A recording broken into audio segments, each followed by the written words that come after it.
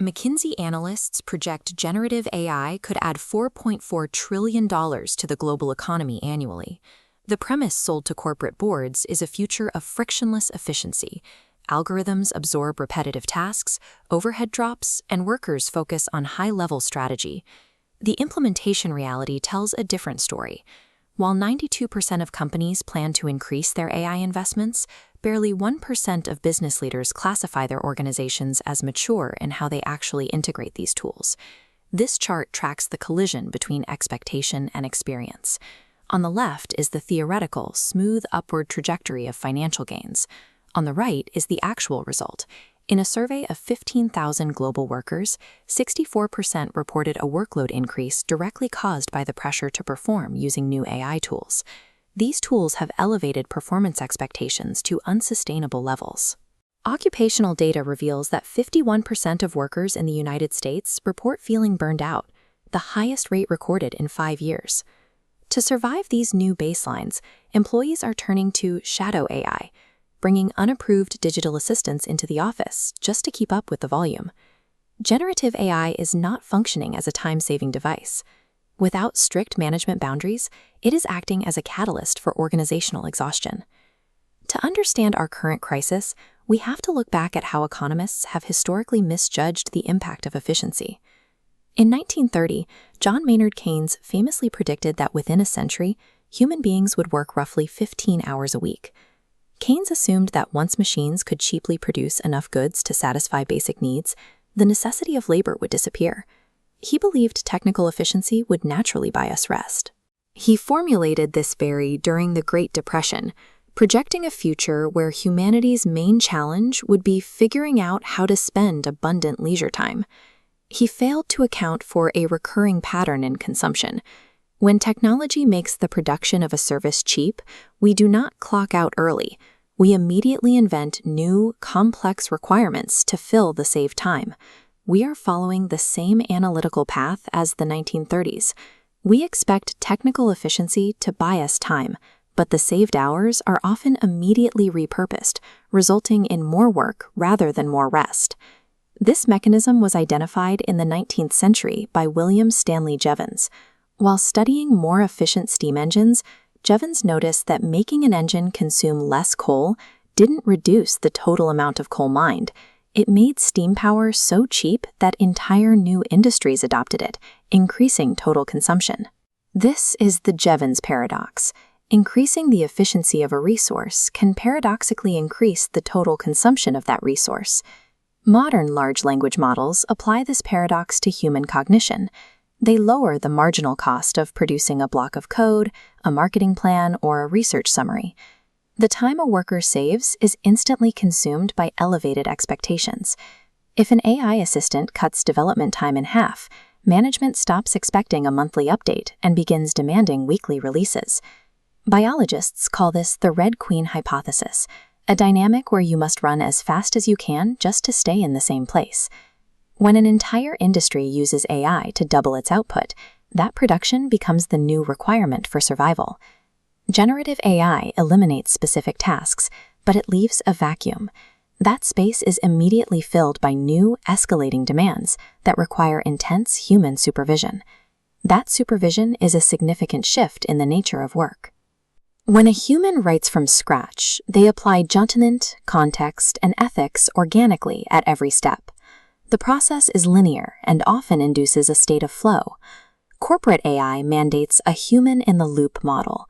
The worker is removed from the act of creation and repositioned as the auditor of instantaneous machine production. This creates a processing asymmetry.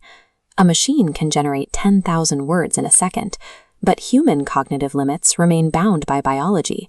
We cannot verify data any faster than we could a decade ago. AI errors are probabilistic. Models generate bizarre hallucinations and hidden biases. A human auditor cannot skim this output. They must apply a paranoid vigilance to catch factually dangerous deviations hidden beneath a veneer of perfect grammar. This change strips professionals of their sense of authorship. The catharsis of genuine creation is replaced by the mechanical anxiety of proofreading endless, soulless drafts. Reviewing these massive volumes of algorithmic probability requires more emotional energy than generating authentic human work from scratch. This diagram maps the jagged technological frontier of AI. Unlike traditional software, which fails predictably, generative AI possesses capabilities that are highly uneven.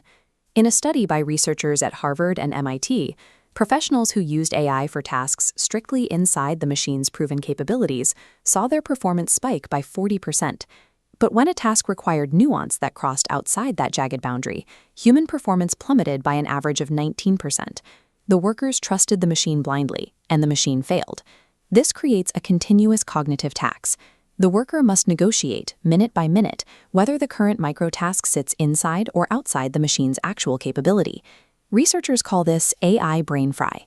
The constant boundary negotiation and decision fatigue overloads working memory, and once the brain reaches capacity, the operational error rate spikes. Forcing biological entities to act as safety valves for unpredictable algorithmic frontiers overloads working memory. When human attention is stretched across these gaps, the result is a measurable increase in operational error.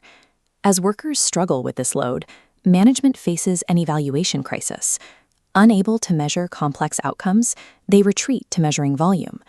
This breeds productivity theater, employees simulating value by prioritizing highly visible, AI-generated tasks to look busy.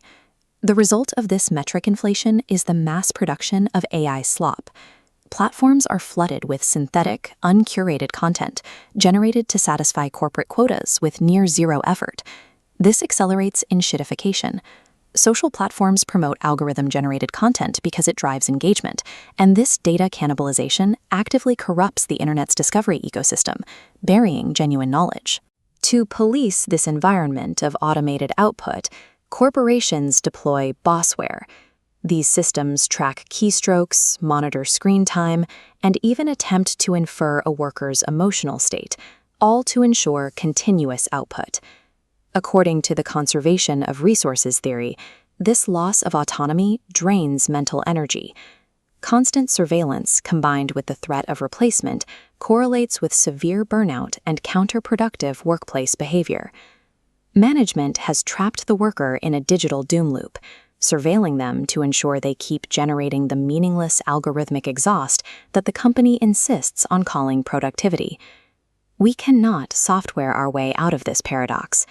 Mitigating cognitive overload requires moving beyond technical tweaks and establishing aggressive structural governance and legal boundaries. The European Union has set a primary precedent with the EU AI Act. It explicitly criminalizes the use of AI for emotion recognition and manipulatory biometric surveillance in the workplace, categorizing these tools as an unacceptable legal risk. Legislators are also recognizing rest as a biological necessity. Under Australia's Fair Work Act, the right to disconnect legally protects employees who refuse to respond to off-hours algorithmic demands. Simultaneously, organized labor is returning to the forefront.